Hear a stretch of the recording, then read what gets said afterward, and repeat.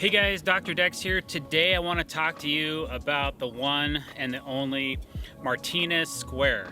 I've had a lot of mixed reviews about people talking about this particular brand and this particular square. Just wanted to give you my 2 cents on it. The first thing is that it's a high-end piece of equipment. This is a tool that will last you a lifetime if you treat it properly. And even if you abuse it a little bit, it's still gonna last a long time. I bought 2 of these when they were first made, and I gave one away as a giveaway. I don't know, I was like hitting like 60, 70,000 followers or something like that. And the one thing about this square that's unique, and I actually brought this to Mark at a trade show. It's like, hey man, not using this to its potential. Maybe we can do something with it. And he's like, no man, you want to keep this square. And let me tell you why. He said, I only made 100 of these to begin with. He said, it takes a long time to cut out a piece of titanium and mark all these etches. And the reason I know it's unique is because it's intentionally missing a 3 on the 35-degree mark.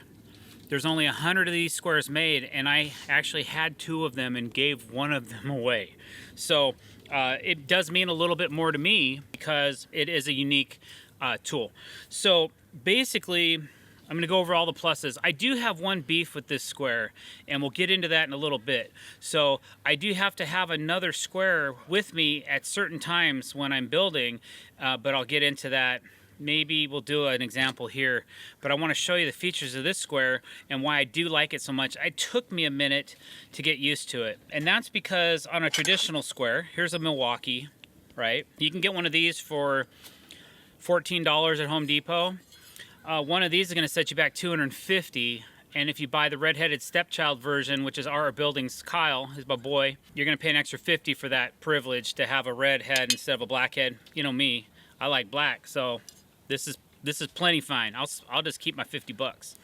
All right, so you'll notice there's a lot more detail in a Martinez square than any other square that I've used, and these are aluminum. Aluminum squares will break down if you're using them as marking devices with drills, drill bits, and that kind of thing. You can actually create carves and dents and indentations when you drop them.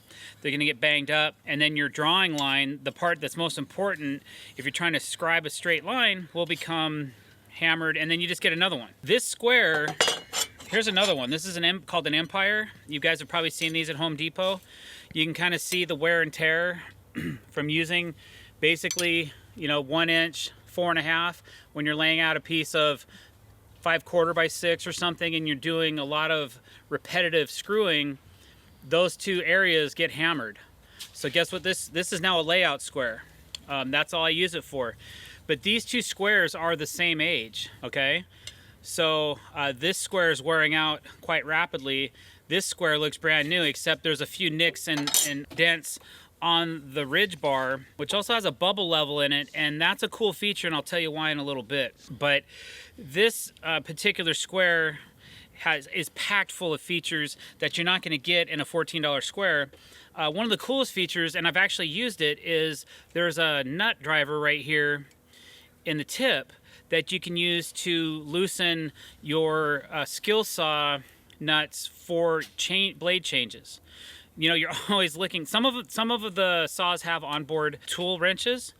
Half of ours are missing, but I always have this in my back pocket, and that's where it goes. Like my square, it's always in my back pocket. Unless I'm wearing an apron, then it goes right here. I'm a lefty, so I'm always grabbing, with my left. There's a built-in bottle opener. I've never used that.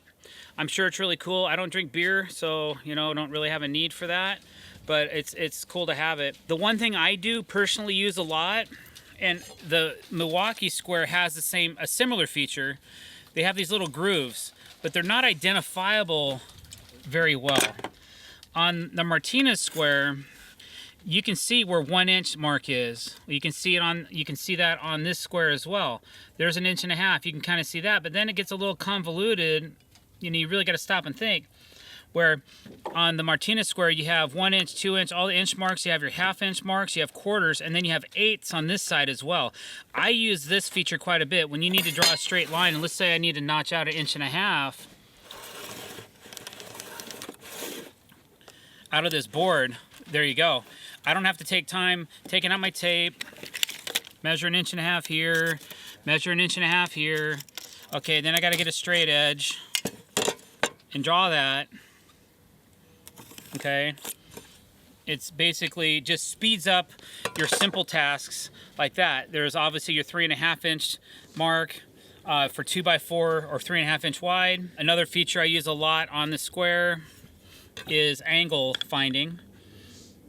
And as a deck builder, you know, you're going to do that a lot. It's like, what angle are we at? Oh, here's 35. If I need to mark a 35, 40, whatever, you can, you know, you basically, any square has that feature, but I use that quite a bit when I'm using my layouts.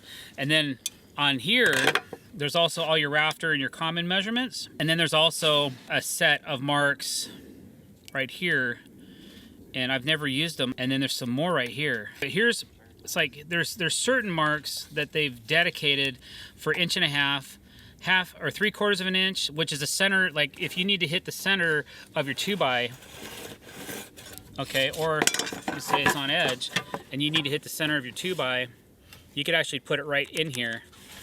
Boom. There's middle right there. It's that quick. And they have those for 3/4, 1.5 inch, 3 inch, and 3.5, which you could also, you know, you can hit it right here, or you could also still use this one right here. These are a little deeper. They hold a pencil lead a little bit better. They feel good up against a carpenter's pencil. These work as well on this brand, but they are pretty shallow. They still work though. So another thing I use this for quite often is when I'm trying to figure out angles. Like, I don't know what this angle is, okay? The reason they put this bubble level, not only can you use it like a torpedo, but I use it to figure out stair angles all the time. So I'll put the pivot point right up against the board, and then I'll set my bubble, which I can see a little bit easier without sunglasses, right to level. And then I know I've got a 57-degree angle right there, okay? 57 degrees. Now, if this table is level, which I don't know if it is, no, it's not. If that was level, it'd be 57, but because it's not, we're more like this angle here is closer to 35. But if I wanted to know what this angle is, like let's say it's a really set of steep stairs, but I want to know what my angle is, I just hit my pivot, level this out like so, 57 degrees. Like I said before, this square and this square have seen about the same amount of use, and they're about the same age, and this square still looks brand new. It has a couple small nicks in it, but nothing major, because titanium is really hard to dent, bend, or that kind of thing. These aluminums, this is basically, this square is throwaway. Sometimes I cut the tips off of these if I need to lay out some 2x6 or 5/4 x 6, and this is too tall. I'll cut the ends off of these when they get to this point where they're just hammered, and you can really see the abuse that I've given this square just doing layouts for fascia boards and things like that, which is what, you know, that's what they're for. You can get these, like I said, for 12, 14, whatever dollars. And you know, that's what we use them for. But this is my critical layout tool when I'm doing things that I need to be accurate with. And another thing I've heard, these red squares can be a little bit not true. But the one way to check that is if you hold your square up to a flat edge and you draw a line,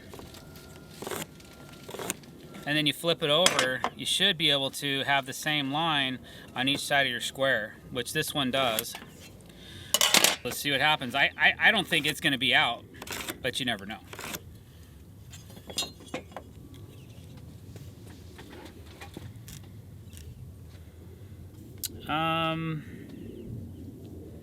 It looks to me like it's a little short on this side over here, but I don't know if it's enough to. Of course, we don't have a perfectly flat edge here, so to be fair, that's pretty square. That's why I like having this tool.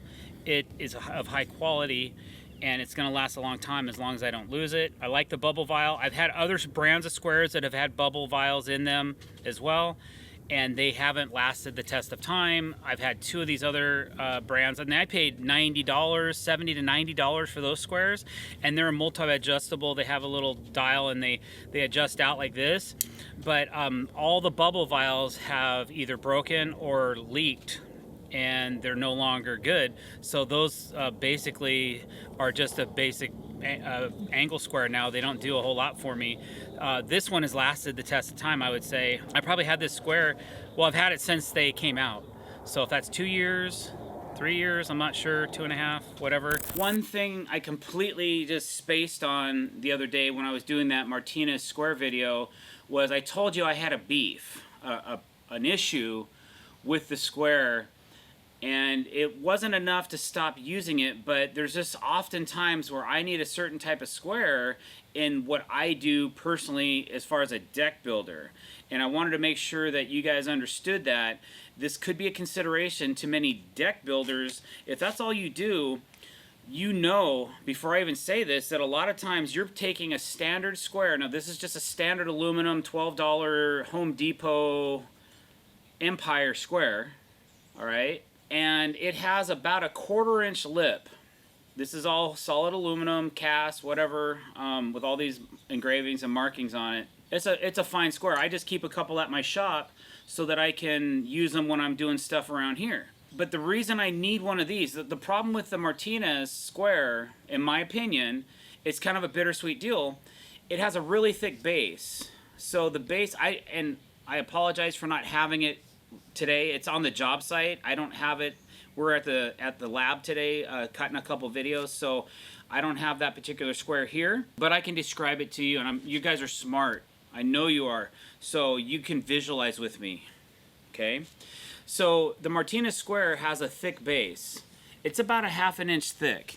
This square has a 1/4 inch base to it, which is what you're putting your square against whenever you mark a line like this.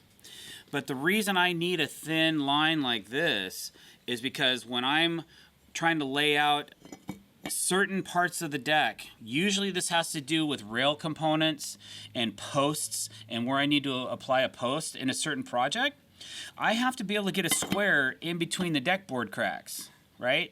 I think this is about 3/16, not a 1/4 inch, which is what I use. I use a 3/16 gap on most of my decking. So usually the speed square will fit in between the gaps on the deck, and then I have somewhere to square up against. You'd be amazed at how many times I have to do this function right here with my job. So the Martinez works good for outside and just general purpose cutting, marking, all that stuff when I'm doing jigsaw work and scroll work and I'm notching out for things. But whenever I need to put a square in like that, I need to grab a different square, and that's why a lot of times when I'm building, I might carry 2 squares. I might carry the Martinez in one pocket and this square in another, just so that I have the ability to do that. It's not every day, so I still really like that square, and like I said before, it holds up a lot longer and the quality's there. It's just, I've talked to Mark Martinez, the owner of the company, about this, and we've described the issue, and they were contemplating, well, how can we change the head? And they didn't think it was probably worth the time or effort or the finances to create an adapter or maybe a different version of the head of that square, because remember, it does have that bubble vial in it, so it will it would diminish that capability of having that bubble. And I do like having that bubble in the square, so it's kind of a catch-22. Okay, it's something that I want to keep in the square, but I really need something with a thinner lip that I can fit in between deck boards. So that was the beef.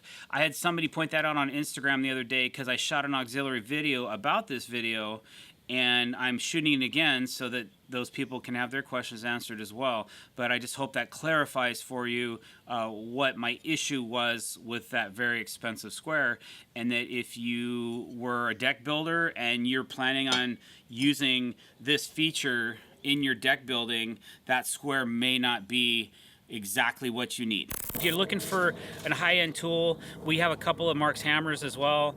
We really like those, and they're just a nice feel, and long-lasting tool that's going to give you a lot of longevity in your craft. That's my review of this Martinez square. I hope you liked it. If you did, don't forget to hit that subscribe button and the bell icon to be notified when we're putting out fresh content. Also, don't forget to leave a comment below, and don't forget to like our videos. Thanks for watching, guys. Have a great day.